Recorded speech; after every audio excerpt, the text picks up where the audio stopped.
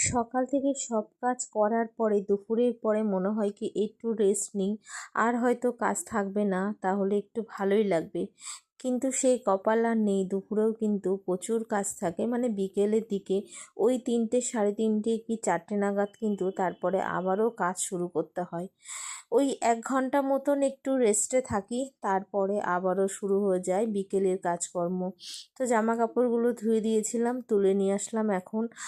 আর কাজের আর তো কোনো শেষ নেই। বিকেলবেলা ঘর ঝাড় দেওয়া, আবার বিছানা পরিষ্কার করা, সব কিছুই কিন্তু আমি বিকেলবেলাও একবার করে রিপিট করি।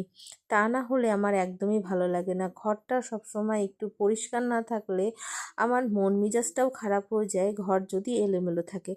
হ্যাঁ, সব সময় হয়তো করতে পারি না, যখন শরীরটা খারাপ থাকে তখন আর ভালো লাগে না। আর আমার যেহেতু মাইগ্রেনের সমস্যা আছে, প্রায় সময় কিন্তু আমার মাথায় যন্ত্রণা করে, আর মাথা যন্ত্রণা করলে তখন আমি কোনো কাজ ঠিকঠাক করতে পারি না, তখনই ঘরটা অগোছালো হয়ে যায়।